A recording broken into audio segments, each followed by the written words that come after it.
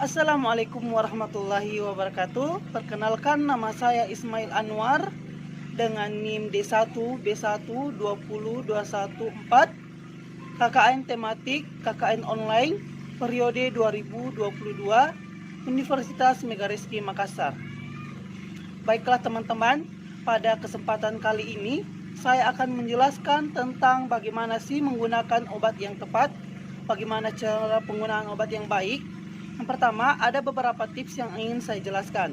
Yang pertama yaitu gunakan obat sesuai dengan aturan pakai yang tepat pada label atau etiket obat.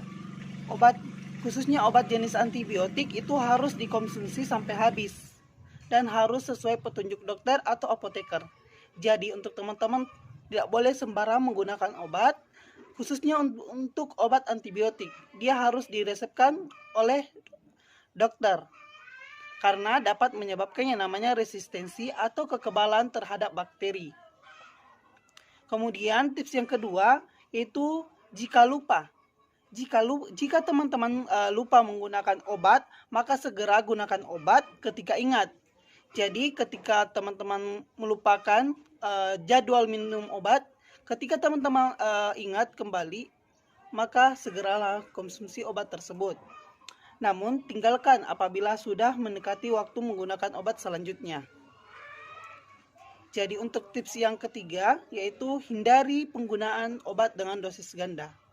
Jadi jika teman-teman menggunakan obat dan ingin mendapatkan efek yang maksimal dengan berinisiatif melipatkan dosisnya atau menggunakan dosis ganda, itu harus dihindari karena dapat menyebabkan yang namanya toksisitas atau keracunan. Kemudian tips yang keempat yaitu simpan obat. Untuk teman-teman harus menyimpan obat sesuai dengan petunjuk penyimpanan yang ada pada kemasan. Kebanyakan obat disimpan dalam wadah tertutup baik, terhindar dari sinar matahari langsung, dan jauhkan dari jangkauan anak-anak. Jadi umumnya obat-obat itu disimpan pada suhu kamar umumnya, kecuali obat-obat seperti suppositoria dan lain-lain. Jadi harus disimpan dengan baik-baik agar tidak terjadi kontaminasi yang menyebabkan efek terapeutik atau efek obat itu tidak berguna lagi karena penyimpanannya yang tidak bagus. Kemudian cek tanggal. Jadi teman-teman sebelum menggunakan obat di rumah, jika obatnya biasanya untuk persediaan, sering-seringlah cek kembali sebelum menggunakan agar tidak menggunakan obat yang sudah melewati masa expire. Begitu. Jadi untuk yang tips yang kelima itu tadi cek tanggal waktu expire. Kemudian tips yang keenam, tanyakan. Jadi teman-teman tanyakan kepada apoteker apabila kurang jelas mengenai obat. Jadi jika teman-teman ingin mengonsumsi obat, saran dari teman-teman, saran dari kerabat, namun teman-teman merasa kurang jelas atau asing terhadap obat itu, maka segeralah tanyakan ke apoteker atau orang yang lebih mengetahui tentang obat.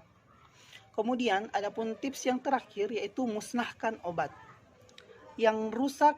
Jadi untuk obat-obat yang teman-teman persediakan atau sediakan di rumah, untuk obat-obat yang rusak atau telah melewati masa kadaluarsa atau expire, itu harus dikeluarkan terlebih dahulu agar nantinya teman-teman tidak salah untuk menggunakan obat yang expire.